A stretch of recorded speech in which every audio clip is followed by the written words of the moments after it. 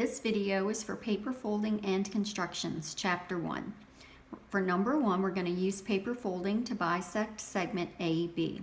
So what we're going to do is we're going to take our paper and we need point A to match with point B.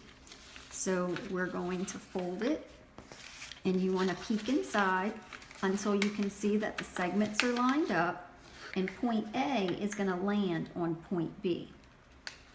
And then you're going to put a crease and then you're going to unfold, and the crease that you see is the bisector of the segment.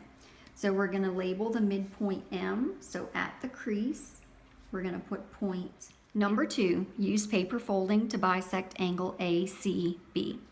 So we're going to take our angle and we're going to fold it in half. We're going to use point C as our vertex to make our fold. So I'm going to hold my finger there, and we need to make sure the crease goes through C, and we want the rays to line up. Now one ray is drawn a little shorter than the other, but the length doesn't matter. We just want them to line up, and we need to make sure the crease goes through the vertex. So right there. So we're going to put a sharp crease, and then we've bisected our angle. So we're going to take our compass edge and we're going to line that up with the crease in the paper. And we're going to draw in our ray. It says to label the angle bisector ray CD. So here's C. So add point D. Number 3, construct a segment bisector of segment AB.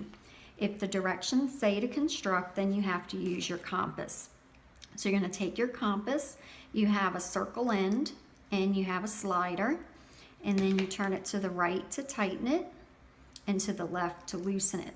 And in the slider there are 2 pencil holes. So that's where you're going to put your pencil or your marker. So to construct a segment bisector, we put the circle end on one of the end points, and then you're going to hold that down. And then you need to put your pencil hole, I'm going to use this one, so that it's somewhat close to point B. And tighten that. And then we're going to draw a big arc. So I'm going to start over here, and I'm going to go down and around. And then you're going to move your circle end, and you're going to put that little dot that's in the circle end right on point B. And then you're going to use the same pencil hole and setting, and you're going to draw another big arc. And then it looks like that. So to find the midpoint, which the directions say, we're going to line up these intersections. So we're going to take the edge of our compass and line those up carefully. And then we're going to label our midpoint right here. I just put a little mark for now. So a midpoint, and we're going to name it M. Okay, number 4 is to construct an angle bisector for angle ACB. And again, since it says to construct, we have to use our compass. So I'm going to loosen the knob, and we're going to put the circle end on the vertex. So line it up right at the vertex. And you're going to hold that down.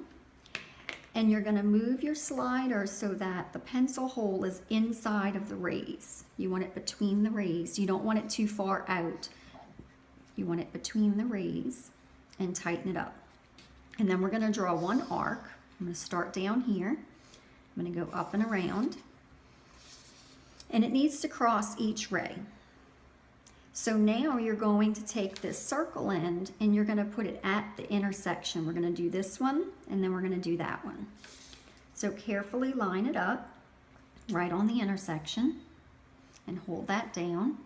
Now at this point you can move your slider if you want to or if you need to, but most of the time you can leave it where it is. So I'm going to go on and leave mine where it is, and I'm going to use this pencil hole, and I'm going to draw an arc that's about as big as the angle is open. So in the opening. And then I'm going to go to the other intersection point. And you can't move your compass setting here. You need to use the same one. And then we're going to connect this intersection with the vertex C.